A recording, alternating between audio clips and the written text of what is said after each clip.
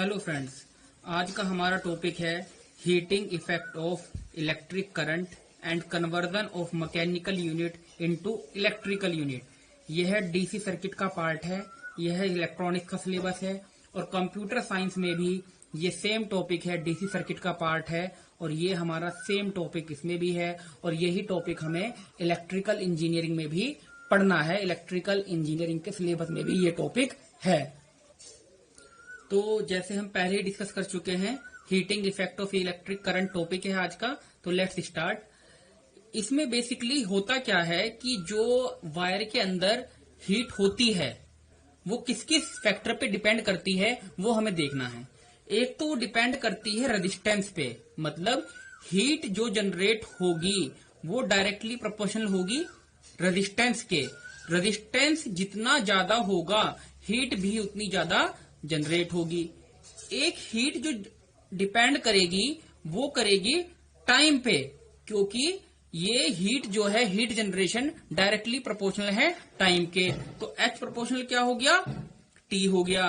और एक जो हीट हमारी डिपेंड करेगी वो करेगी करंट पे, करंट के स्क्वायर पे, मतलब जितनी ज्यादा करंट होगी उतनी ज्यादा हमारी हीट जनरेट होगी। तो हमारे पास कितनी इक्वेशन है, 3 इक्वेशन है।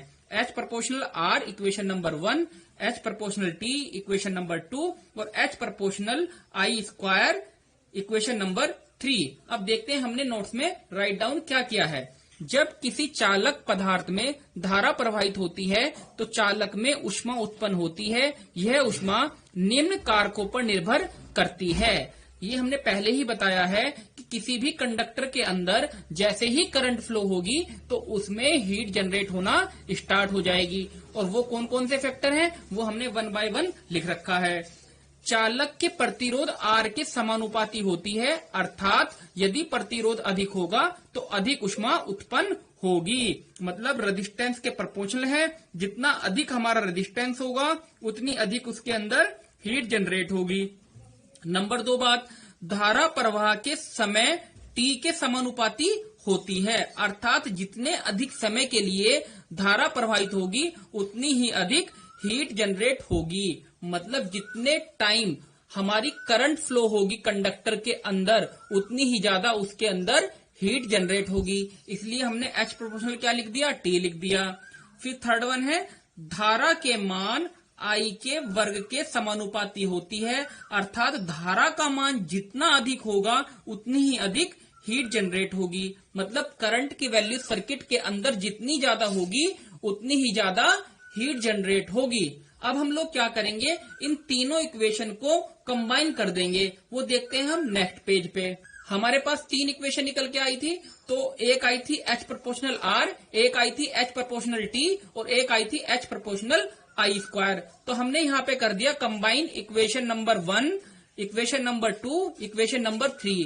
तो यहाँ से निकल के आया H proportional R T I square. अब प्रोपोर्शनल का मार्क हटाया तो एक कांस्टेंट लगाया, इसे नाम दे दिया K।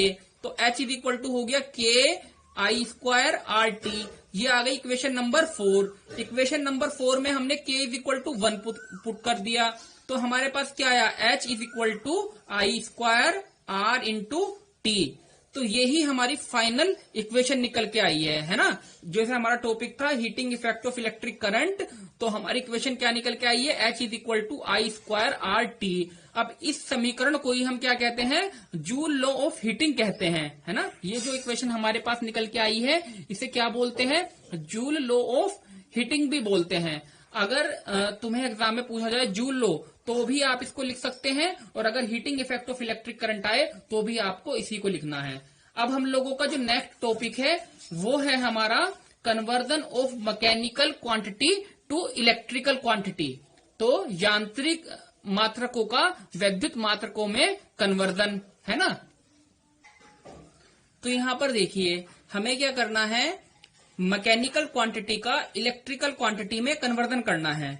यहाँ पे लिख रखा है kWh व जूल में संबंध, relation between kWh kilo watt R। K का मतलब है किलो, W का मतलब है वाट और H का मतलब है R एंड जूल। इनका रिलेशन क्या है हमें पता है, 1 kilowatt R is equal to होगा 1000 वाट R। क्योंकि 1 किलोवाट में कितने वाट होते हैं, 1000 वाट होते हैं। तो ये 1 किलोवाट का तो हमने लिख दिया 1000, और वाट हमारा क्या है, हमने सेम लिख दिया। अब हमें पता है कि यहाँ पे हम आर का देखते हैं, घंटे को किसमें कन्वर्ट करते हैं, सेकंड में। तो 1 आर इज इक्वल टू होते हैं 60 मिनट, और 1 मिनट में होते हैं 60 सेकंड। तो 1 घंटे में कितने सेकंड हो जाएंगे, 60 मिनट इंटू 60 सेकंड। तो यहाँ वाट आर की जगह हम क्या लिख सकते हैं, अगर हम यहाँ आर को सेकंड में कन्वर्ट कर दें तो यहाँ पे क्या हो जाएगा, 60 into 60, 1 kilowatt hour is equal to 1000 into 60 into 60 watt second. क्योंकि आर को हमने किस में कन्वर्ट कर लिया, सेकंड में, क्योंकि 1 आर में 60 मिनट और 1 मिनट में कितने होते हैं, 60 सेकंड। तो 1 घंटे में कितने सेकंड हो गए, 60 इंटू 60। अब 1 kilowatt hour is equal to हो गया 6 की 6 में मल्टीप्लाई करेंगे 36 आ जाएगा। बची कितनी, 5 0 1 2 3 4 5, वो हमने यहां पे लगा दी। तो 1 किलोवाट इज इक्वल टू हो गया 36 इंटू 1000। तो हमारा क्या निकल के आ गया, 1 kilowatt hour is equal to 36 into 10⁵ joule, क्योंकि 1 watt second is equal to होता है 1 जूल के। तो वाट सेकंड की जगह हमने क्या लिख दिया, यहाँ पर जूल लिख दिया। तो ये हमारा क्या हो गया, कन्वर्जन हो गया इलेक्ट्रिकल क्वांटिटी का मैकेनिकल क्वांटिटी में। अब यहाँ पे हम देखेंगे the common energy unit is joule, where 1 joule is equal to 1 newton metre भी होता है, 4.1 जूल इज इक्वल टू होता है 1 कैलोरी, है ना।